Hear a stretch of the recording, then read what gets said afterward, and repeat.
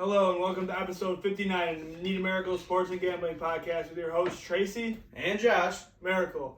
Today we'll be recapping week 1 and also giving our picks out for week 2. So basically 2 shows quickly into one.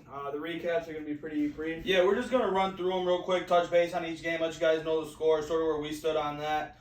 We're going to quick run through it. There's a couple games we will hit on just because, we've seen a little bit more, we watched a little bit more. So let's start off Thursday night. Dallas versus Tampa. You took Dallas. I took Tampa. It was a 9-point spread. Knew it was high points. I was thinking Dak coming back.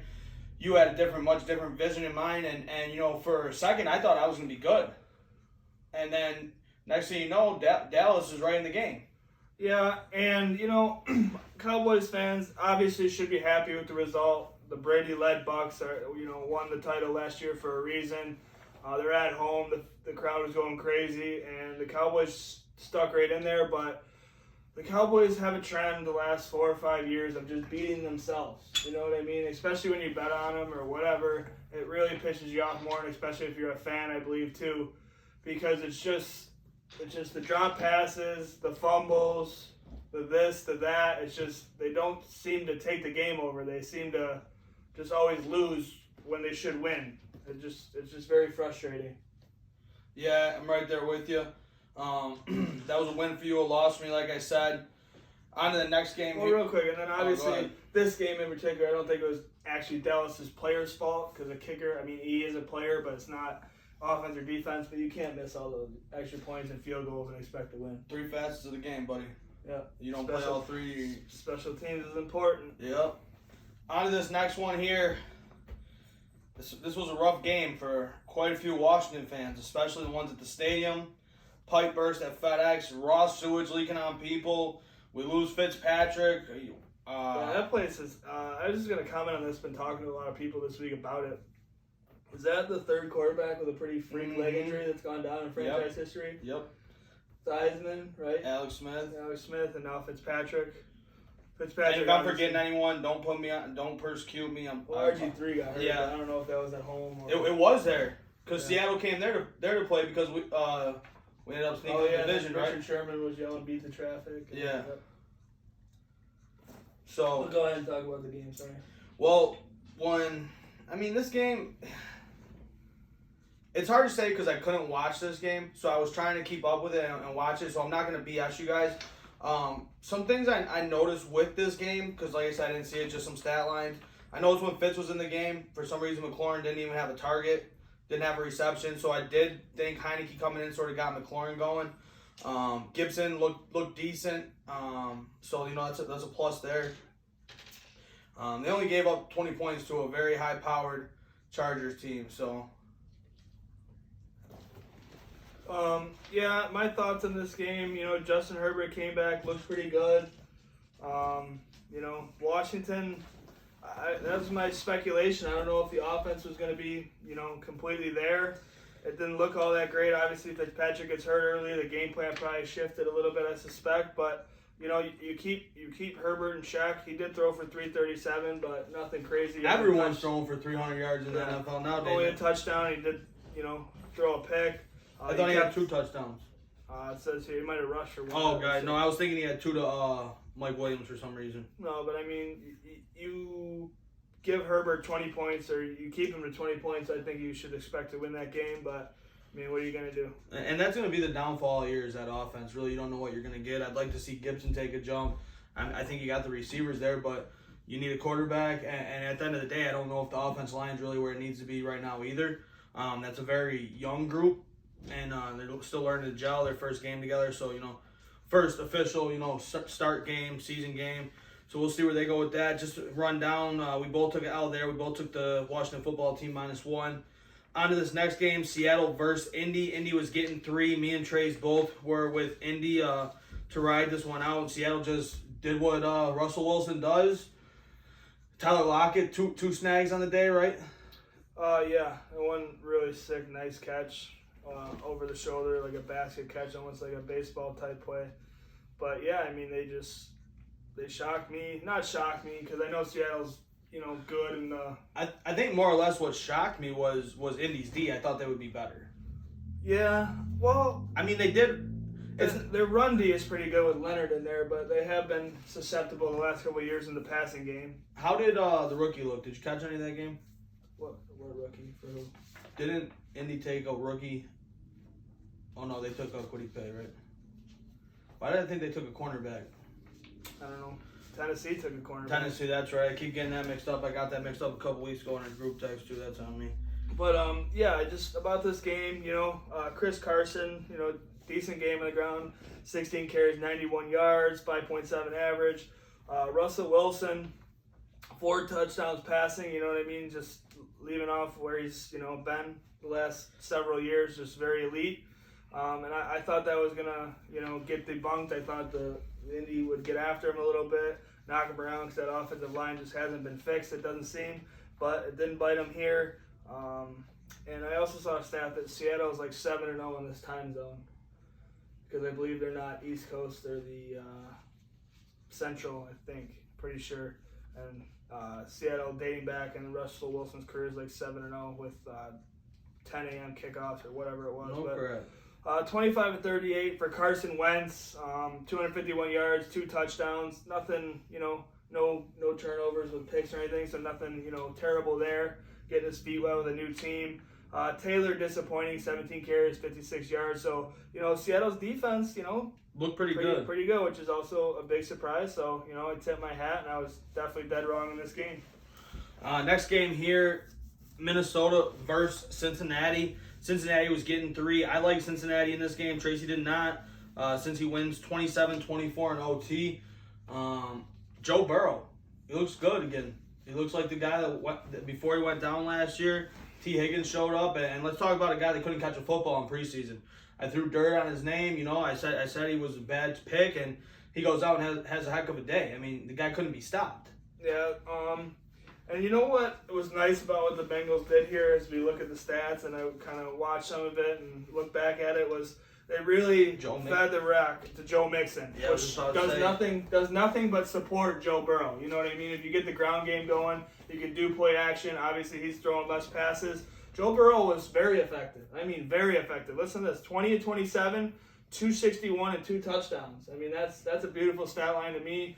You're not killing the guy. You're not making him go back there 40 times and take hits. He's stepped back 27 times. That's perfect.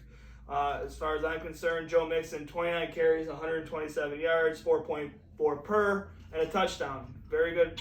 That's just a smart game plan by them. I thought Minnesota's defense would be a little improved. Doesn't seem like it. And then this offense with all these weapons, it's just very, very confusing. They're run heavy one year with Dalvin Cook. You got guys like Stephon Diggs in the past complaining they don't throw the ball enough. And now they got a new offensive coordinator. It seems like they throw it. I'm sorry. I know you like him, maybe not, from his Washington days, Kirk Cousins. You can't throw the ball with that guy 49 times and expect to win the game, in my opinion. He's a coin flip every game. I mean, he can. There's some games he's on, he's hot, and he can light the world up. There's other games he's a dumpster fire, and he's. I mean, yeah, he didn't play terrible, but like 36 of 49, 351, 2 touchdowns. Well, it goes back to 2. I mean, Kirk Cousins at one point was the most effective passer coming off of play action. And they got one of the best running backs in the league. That should be a no-brainer for them. Establish your run. Throw the ball off of the play action. He's fine. He knows that. He's obviously comfortable with it. If he was one of the best in the league at one point, I know down in Washington he was the best in the league at one point in time. And, so I don't think they're really doing anything to help him, though, either. Like, he's not somebody, like you said, that you're throwing the ball 49 times with. He's not Mahomes. He's not Russell Wilson. He's not Josh Allen. You know what I mean? He's a very old-fashioned, not old-fashioned, but yes, old-fashioned for the game nowadays type quarterback.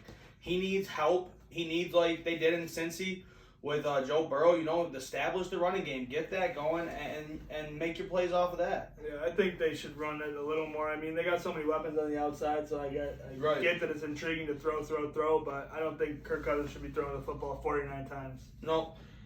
And just so you guys know, we're going to try to keep the show under an hour, so we're going to start sort of speeding through these just so you guys don't think we're rushing, so you understand. We want to get to the picks this week. I do want to talk about the Bills game. Yeah, no, I know. That's what I'm trying to say. So next one is 49ers versus Lions. This was a push for both of us. Lions were +8 when we talked to you guys on the show. That's what we got them at. Niners win this one 41-33. It should have never been 41-33. 16-3 in the fourth quarter. Right. I mean, that's just kind of giving up on the game a little bit to me. I guess Goff went, pretty ham in the fourth quarter from what I heard. They got like a 2-point conversion and covering an onside kick. And it got, everything that could have gone wrong for 49ers bettors at the end of the game pretty much did. But yeah, I mean, nothing much to say about that game. I just think the Lions are a pretty bad football team, and 49ers are, league average or a bit better. So I think you're going to get that every time. Yep, right there with you. This next game was actually a dog that I loved. I loved it, but I didn't want to tell people to bet it. I took it on the show, but I had some guys text me and ask me about it, and I did not want to tell people to take because I was not. Tell them to take because you love. What do you mean? I didn't want to be responsible if it went the completely wrong way, like it very well could have. So this was the Jags versus Houston. Houston was plus 3.5. Houston does win this game, 37-21. Tyrod looked good in this game. They were clicking. A lot went right for Houston. For a second, I didn't think Trevor Lawrence looked very good. He came on a little bit. Obviously, you want to see more out of him. I'm not understanding why Hyde was playing, and it wasn't. Yeah, he was just a little over 50%, which is decent. 332. I mean, he did throw. But then he started out rough, though. He started out rough, then he bounced back. Got into it, but Tyrod, 21.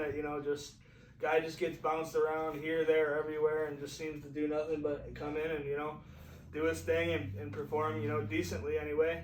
21-33, 291, 2 touchdowns, pretty solid performance. Mark Ingram had 26 carries though, right? Only 85 yards though. So another run-heavy attack. They had 41 rushes, and Tyrod also had 4 for 40 yards, 29-yard long. Buffalo fans know all about that. Brandon Cooks going off, who I've always liked as a solid number 2. / maybe on a bad team, number 1 type guy that always kind of produces a little bit, especially in fantasy. 5 receptions, 132 for him. Farrell Brown, who I don't really, to be honest with you, know much about, but 4 receptions, 67. And DJ Chark did what he does, but it just wasn't enough for this Jacksonville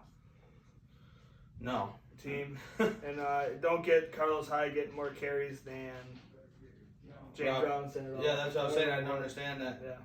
Urban Meyer, great product there, that OSU system. Still trying to stay in it, I guess. If I'm not wrong here, Carlos Hyde got 11 touches during this game, and James Robinson only got 8. Yep. So that's just ass backwards to me. A guy that killed it last year. Doesn't make any sense to me either. Hop to this next game here. Tracy's lock of the week. It was the Jets versus the Panthers. Panthers were minus 4.5. We sweated this one out. We both took Carolina. They win by 5, 19-14. What was your take on this game? Because to me, obviously, I couldn't see the game because we're limited to what we can see, obviously. So I'm not going to sit here and lie to you guys.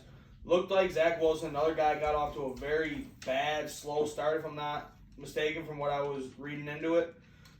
He sort of turned it around a little bit. He's completed some passes. Didn't look as bad as I thought he did to start the game. Yeah. But on the other side, I mean, Darnold did not look bad. No, and I didn't think you would. I'm a huge USC fan, as most people probably know. I have always believed in Darnold. I just think he was in a train wreck of an organization with the Jets. I took this game as my guaranteed lock of the week due to the fact of the revenge game for him and Robbie Anderson. And Robbie Anderson only had 1 catch, but it was a big one for a touchdown. Right. Darnold, 24-35, 1 touchdown.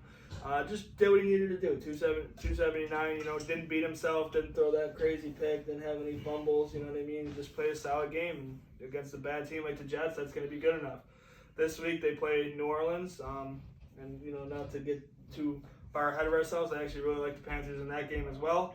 But to go back to Zach Wilson, I kind of heard mixed reviews of him, pretty much that if he was getting pressured, he looked terrible, but when he had time in the pocket, he looked like a pretty serviceable to, if not great NFL quarterback. Right, and he probably lost his best lineman infected. Yeah, which is, I don't know. I'm not really much of a Jets fan, as obvious, with my colors that I got on, but, it just kind of sucks. It seems like they just get stuck in the mud every year with injuries, and I don't know. Well, let's hop into your color here. Pitt versus Buffalo. Buffalo was minus 6.5. Pitt wins 23-16. This was a win for you, a loss for me against the spread. I really don't a lot I can say from this game. I'm going to let you run this one. I'm going to tell you what my points were. Levi Wallace should have been gone in the offseason. That 4th and 1 play, I understand it might work, but you got to set that up. You need to run quarterback sneaks. You need to set that play up, which I don't think he did. I do not like when Dable starts to show stuff too early. I think that's a play you save for later in the season after you've been gassing people with a 4th and 1 quarterback sneak. And the offensive line, what are they doing? What are they doing? Yeah, first of all, I'm hearing, as, drunk people will say when they're walking out of the stadium, oh, it's the same old Bills, we suck again, which, when we have the history we do, obviously I get it. But let's all just take a big, deep breath and really just dissect this game for what it was. Can I ask you something real quick? Yeah. Were you taking a big, deep breath during the game when that guy had to remove his girlfriend into the aisle because he didn't want to get beat up? Like what happened at the Pittsburgh game? I don't know what you're talking about. All right. I just wanted to know if you remembered that or not, if you recollected that. Oh, the next to us? Yep. Yeah, that guy's an idiot all game. And arm sleeve tough guy that doesn't know anything about football. A Steelers fan, whatever. We'll get away from that. But get back into the football side of things. As I was sitting there, I kind of stayed probably 5-10 minutes after the game, to be honest, just kind of, cool down a little bit. And, I was looking at the scoreboard. First downs, favor of the Bills. Rushing yards, favor of the Bills. Passing yards, in favor of the Bills. Every stat you'd want in favor of the Bills. Time of possession as well, and it wasn't very close. So I looked at that, went home. Obviously you kind of miss things being at the game and the season ticket holder, whatever. As the week goes on, my keys, offensive line can't do that again. I'm giving Deion Dawkins a break a little bit because of the COVID thing. I'm giving him a little bit of a break. Other guys need to step up. That just can't happen. I get the Steelers are good, blah, blah, blah. I've been told by multiple Steelers fans and other guys that are Bills fans too that the Steelers have the best defensive line in the league. I don't think so. I think his team does, who's coming in here week 3. So they better get ready for that. Other than that, settle down. Josh Allen wasn't great. He wasn't terrible either, though. He wasn't, throwing picks. He missed a couple guys. A couple guys dropped balls just as easily, though. So what the Steelers were doing the last 2 times they played the Bills when Josh Allen was there, Dable was here, was blitz, blitz, blitz, blitz, blitz, blitz, blitz. Well, they changed it up. They didn't blitz at all, and they got home. That's on the offensive line. That's something Josh Allen can't control. What the reason for the sputtering of the offense, I believe, is when you're blitzing or you expect a blitz, you think that Cole Beasley check down is going to be there, that Stephon Diggs slant, that Stephon Diggs comeback, the Gabe Davis comeback, little screens here, there, whatever they wanted to run, they thought they'd just have it all day. Well, the blitz got home with 3 guys, so he's having basically the same amount of time to throw as a blitz would, but there's coverage. There's just nothing open. I just truly believe that there just wasn't much there for him to, to be able to do. And I think, the first half, I get it. Your game plan's kind of your game plan. You're stuck with, kind of stuck with what you got. Mm-hmm. But, no excuse on Dable. Well, I thought Singletary was running the ball good too. When he decided to give it to him. No excuse in the second half to not come up and be a better offense. That being said, basically lost the game in my opinion on a block punt. Just let's relax. We'll see. I think this is a must-win against Miami. I think we do win, but I just think just take it easy, take a deep breath, and just things happen. They're out of control. I've always said this. I think the last 2 or 3 years the Bills have gotten a lot of calls. The turnover battle, they usually win. They usually do better on special teams. It didn't happen in this game. We lost to a good team. It happens. Sucks that it happened at home, after 2 years of a COVID layoff, all this, but just take it easy. We're fine. All right, we're going to start running through these. Philly versus Atlanta. Atlanta was -3.5. We both told you guys to roll with Philly. They look good. They win this one 32-6. I don't really got much on it. You got anything to say? Not much. Jalen Hurts shocked me though. Didn't expect this. I just don't bet on the Falcons. That's my motto. On to the next game here. This was a good, supposed to be one of the best games of the week. Arizona versus the Titans. Titans were -3. Arizona wins this one 38-13. This was a loss for Tracy, a win for me. Kyler Murray looked great. He was doing his thing out there. He had 5 touchdowns. Yep. Which was it, 4? He had 4 touchdowns, 21 of 32, 289. Yep, that was the storyline of that game. And Chandler Jones had 5 sacks. Taylor Lewan goes on Twitter after the game and just basically says, "Thank you for making me a better player," because he just got owned. I do want to say though, be careful with these Cardinals. Be careful. That's all I gotta say. Yeah, some days they show up, some days they don't. This next game was probably one of the best games for me to watch of the week. Browns versus Kansas City. Kansas City was -5.5. Kansas City wins this game 33-29, but we get it covered by the Browns. Kansas City is very lucky that Nick Chubb coughed the ball up. Nothing he could really do. It was a good play. Defender comes in, puts a helmet right on the ball. It pops out. I mean, watching KC, it's crazy though. They just, no matter if they're up 21, down 21, they never seem they're just concerned. They just kind of run the same plays, do the same stuff. Tyreek Hill goes off. Not even a great throw by Mahomes, just probably a better adjustment by Hill, grabbing that and going. But if you're the Browns, you just can't lose that game, right? In my opinion. And I mean, I believe they were up. I'm pretty sure they ended up with 29. Final score was 33-29. Yep. Yes. Kansas City got the ball back with 10 minutes to go, like 10:30 left. It was 33-29 with 7 minutes to go. They scored in 3 minutes, and it's just boom. You're deflated, and it's over. Right. On to the next game here. Denver versus the Giants. Giants were +3. Denver wins this one 27-13. We both took a loss here. We thought it'd be a much closer game. Teddy showed up. He looked good. Denver Jones played turnovers. Daniel Jones is starting to be this year's Drew Lock to me. If he can't hone it in, he's got to go. Here he goes. I agree with you, but I don't agree with you. That's for a different time. Look what happened with the Denver. Yeah. Von Miller comes up to Teddy Bridgewater at the end of the game. I haven't had. You don't think that defense was a lot better than last year's defense? I know. I'm just let me go. He just said, we haven't had leadership like this since 18's been here talking about Teddy. I think Teddy's very underrated, and I just think that the Denver coaching staff made the right decision. I don't disagree. I think they made the right decision. I just don't think Locke is as bad as people like to make him seem, and I think he needs to go somewhere and sit. Yeah. That's my only argument. I'm not sitting here defending him. There was times the kid looked awful. There was times the kid looked good. I just don't think that he's had a fair shake because I don't think that team was as good as it is right now, is all I'm saying. Talking about that game, they lose Judy out 4-6 or 6-8. Thought it was 6-8 with a thought it was 6-8 as well. Looked like it could have been worse. I mean, obviously still bad. You don't want to see anyone go out, but I thought it might have been something a lot more season ending. It looked it looked gross, but on to this next game. Miami versus New England. New England -3.5 at home. Miami wins 17-16. We both take a loss here. Patriots should have won though. Yeah. With the fumble laid by Damian Harris. Literally, I didn't watch much of the game, but it was literally exactly what I thought. Just watching it over and watching it back. Just a defensive battle. Mm-hmm. No team really took a stranglehold on the game at all. It was up for grabs the whole way. And, Tua and the Dolphins, who I think are the worst team out of the two, came in with a big win. Well, I'm going to start this next game off with saying RELAX. That's what the man said. Relax. Green Bay versus New Orleans. New Orleans is getting 3.5. New Orleans wins 38-3. That's right, you heard me, 38-3. This game was played in Jacksonville, Florida. That's what I thought, Jacksonville. Huge loss. Roger says don't worry about it. Relax, calm down. It's one game.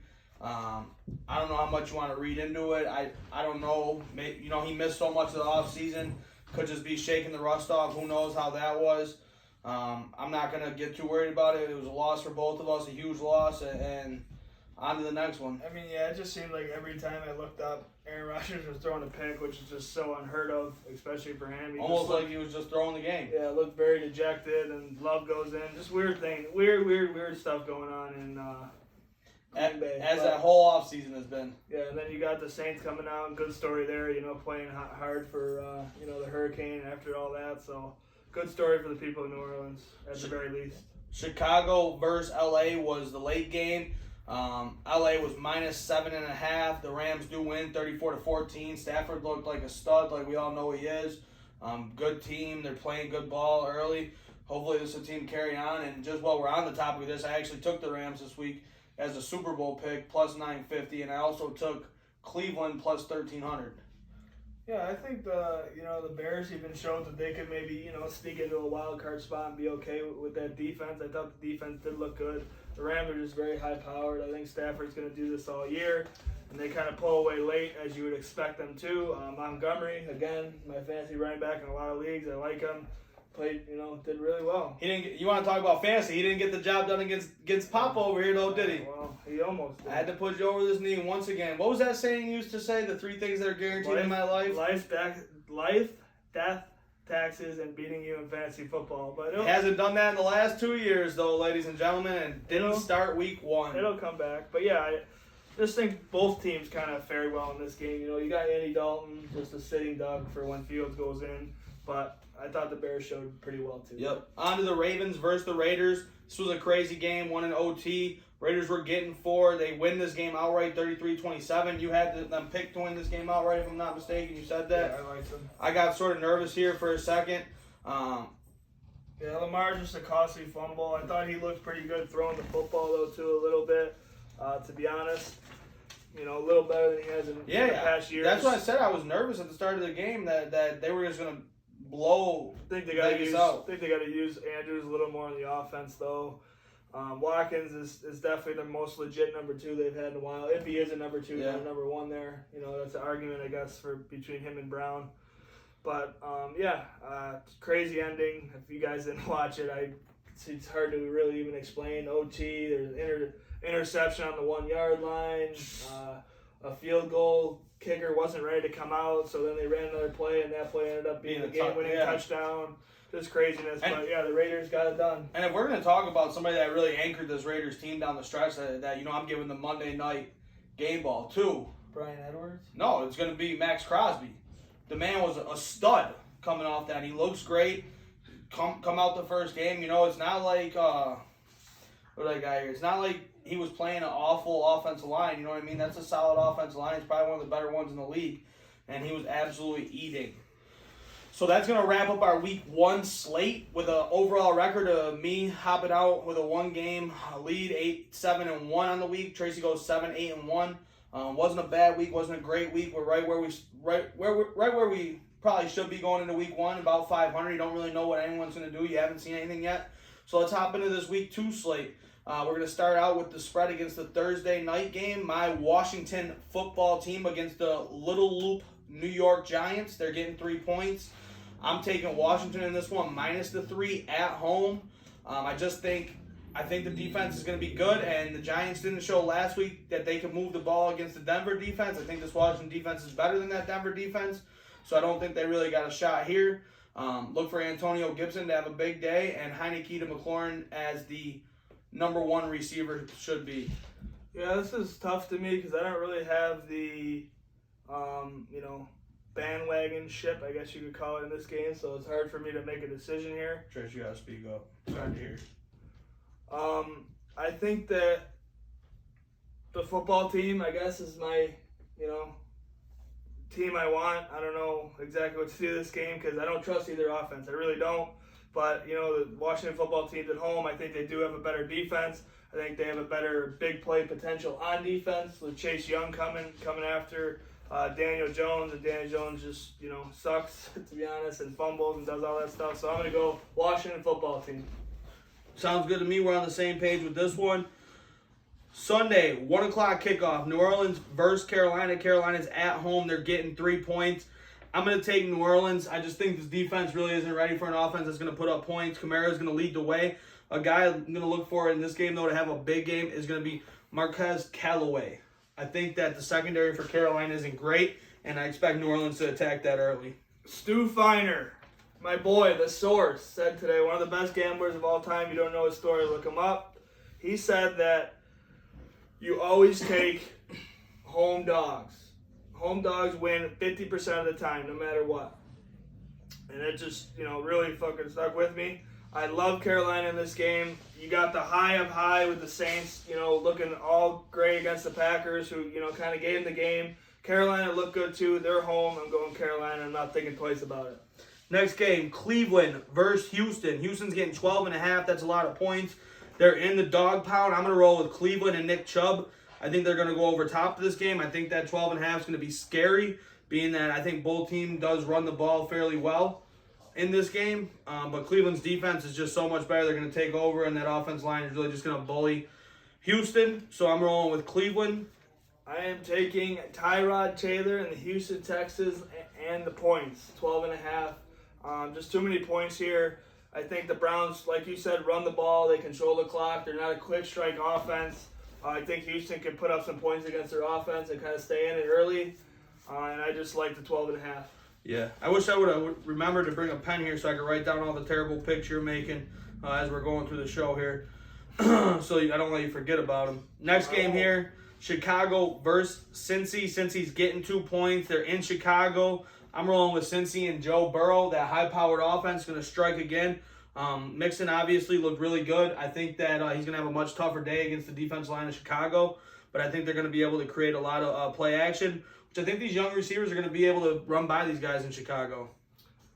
Another one. This one was very tough for me. Maybe one of the hardest of the day that I had to decide on. I'm going the Bengals +2 though. I think Joe Burrow showed a lot last week. He's going to probably against maybe a little bit better defense than the Bears and the Vikings, but I just think that on the road +2, I think it'll be a close game, and I just like the Bengals to pull it out.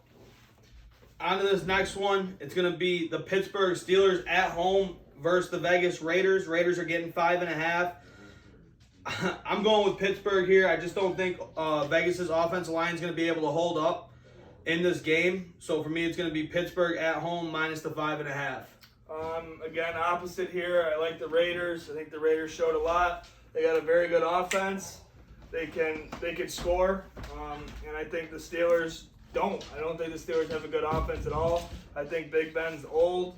I know they beat us, and a lot of people are getting on the train for him and all that. But I just don't think that this +5. I think it's going to come down to a field goal game, and I feel comfortable with the Raiders. Yep, sorry about that. We had a little interruption, a little dog interruption. It's okay. We're going to hop on to this next one here. Miami versus Buffalo. They're in Miami. Buffalo's -3.5. I was told last year when Buffalo goes down to Miami early, take Miami in the points. That's what I'm going to do in this game. It's going to be a defensive game. I do look for Buffalo to get it back on track. I just think it's going to be very close because of the defense here. And I'm going to roll with Miami +3.5. Bills 41, Miami 17. They're going to roll the dirt over with this team. I think they're going to be sick of hearing all the criticism they're getting. I think they're going to come out hot. I think Tua is a dog shit quarterback, and I will continue to believe that. I don't think their defense is very great, and I just think the Bills roll. Next game here, the Rams versus Indy. Indy's at home, getting 3.5. I'm rolling with Stafford and the Rams. Indy couldn't stop Russell Wilson. I don't think they're going to be able to stop Stafford in that offense either. Yeah, I'm right there with you. On to the next game here. Philly at home versus the 49ers. Niners are -3.5. Niners just lost Verrett to a ACL, right? Yeah. Their top corner. Philly looked very good passing the ball. I'm going to stick with Philly here. I don't like to, but I have to. Win this game plus the 3.5. I think Philly, just played a bad team, and, everyone's kind of kissing their ass a little bit here. I like the 49ers to pound the ball, do what they do, and win by more than 3.5. I just like the matchup. I think if anything, it's going to be a close game. I don't think San Fran's going to be able to run the ball as well as they did. But you could be very right, and I sort of hope you are. But for me, I got to take that pick. Still on the 1 o'clock games here, we got the Jags versus Denver. Denver is -6. The Jags couldn't get it done against Houston. They're definitely not going to get it done against a hot Denver team. Give me Denver -6 on the road. I like the home dog here again in Jacksonville. This is tough again, but giving me 6. I think Trevor Lawrence got his feet wet last week. Could look a little better. Jerry Jeudy missing. Is that offense, as good as they were a week ago in Denver? No, they're not. And I just, going to sit and pray and take Jags +6. And we're going to close out the 1 o'clock slate with a AFC East matchup, New England versus the Jets. Jets are at home getting 6. I'm going to take New England. They're going to run the ball right over top of them. They're not going to look back. Yeah, I like New England here too. It's just tough betting on the Jets. You just never know what you're going to get. Rookie quarterback. They are home. It's the home opener for them, I believe, right? New England, yes. Yeah. Because they were in Miami last week, correct? Or were they in New England last week? I think this game is in New York, right? No, yeah. Sorry. I was looking at what I had. So the home opener for the Jets, but still, yeah. I just like the Patriots. Patriot way, baby. On to the 4 o'clock game here. I got Minnesota versus Arizona. Arizona's at home -4. I'm strapping my floaties on, Trace. This is going to be my safest bet of the week. and it's going to be the Arizona Cardinals -4 against Minnesota. That secondary is awful. Kyler Murray is literally going to expose them. Yeah, what was that line again? -4. That's not what I got. Yeah, I like Arizona to come out and, you know, kind of put on a pretty good performance again. And just, what are you going to get from the Vikings? I don't know. What are you going to get from offensively, defensively? Don't really know. So I got to take Arizona. And just so you guys know, my lines are directly off BetSperts. I did it probably 2 hours ago. You're good. I'm just letting them know. So if the lines do change, we're going off what we give you guys on the show for our overall records. Next game we got Atlanta versus Tampa Bay. Tampa Bay's -12.5 at home.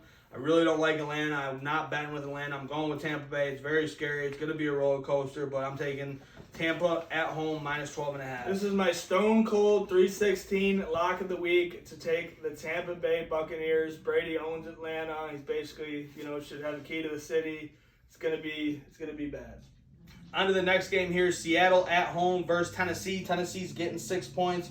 I think Tennessee's looking for a huge bounce back game. I'm rolling with Tennessee +6. Look for Derrick Henry to bounce back and have a big day on the ground. Trace here is going to take Seattle. I'm taking it. No, this line's an absolute joke. I don't know how you can't take Tennessee. I think Tennessee, I got them here on Barstool Sportsbook at +200 right now. Money line, I absolutely love that as well. I know they're going, you know, out to Seattle, but Titans are too talented to be getting 6 points in Seattle. I agree. We're going to close out the 4 o'clock window with Dallas versus the Los Angeles Chargers. The Chargers are -3 at home. I'm taking the Chargers. It's going to be a shootout. I just like Herbert and that offense to absolutely tear the secondary apart of Dallas. I know Dallas has a decent front seven, but I just think Herbert's that good and can extend the plays. And Dallas, I just think they don't really know the identity. They want to throw the ball, but they're not getting They gotta run Zeke. Yeah, they're not running Zeke. So I mean, the play calling is sort of off to me still. Their secondary is still bad. I know Hooker's supposed to come back this week or next. They're saying more likely this week. He doesn't make a difference for me. That's what I was asking you guys earlier, what you thought on that. So I'm going to take the Chargers -3 at home. This is definitely a toss-up, but I'm going to be safe here now, especially now that you took the Chargers, and I'm going to take them as well. It could go either way. Dallas, as we know, hot and cold, could come out and, you know, light the world on fire, or their defense could give up 50. I don't know, but I'm going to take the Chargers for sure. Sounds good. On to the 8 o'clock game here. Baltimore at home versus Kansas City. Kansas City is -3.5. I'm taking Kansas City. Something you said earlier, they're just calm, cool, collected. They never get rattled. They don't change what they do. They don't change who they are. If you blitz them, you know what I mean? You're going to have a long day with Kelsey and Tyreek throwing the short stuff. Hardman, everyone's looking good. They're clicking right now. And even though they didn't have the best game against Cleveland, I think against Baltimore, they're going to bounce back, and you're going to see the real Kansas City. It's probably going to be a 10-point game. Yeah, Baltimore is going to be 0-2 here, and they're not going to win the game, and I don't think they keep it within a field goal. Right. On to the Monday night football game. Green Bay at home versus Detroit. Detroit's getting 11. I don't think this is a good game. I'm sort of nervous being on last week, but I'm going off what my man said. Relax. That's what I'm going to do. I'm still going to roll with Green Bay -11 against a Detroit team that's not without Okudah. They didn't look great. So I'm taking Green Bay -11 at home. Yeah, Green Bay home, Monday Night Football, home opener. I think they roll, and I like it -11 for sure. Yep, and that's gonna wrap up our week 2. This is episode 59, correct? Yes, sir. So jersey number 59, and for me, I'm rolling with London Fletcher. I didn't want you to go for first. The Washington Redskins at number 59. Damn. No, I really gotta think. I really don't know. What do you mean you don't know? What number 50 you got? What does Luke Voigt wear for the Yankees? I couldn't tell you. Hold on. That's your team. I know. I think he wears 59. I don't want to look like an idiot though. You could have went with Luke Kuechly and already been through this. That's what I was gonna do. I thought he wore 58 though. No. Yeah. Well, I'm gonna take Luke Kuechly then because I don't know I can't get a picture of Luke Voigt's backside. So Luke Kuechly it is. Thank you for watching another episode of Need a Miracle Sports and Gambling. Your favorite podcaster's favorite podcast.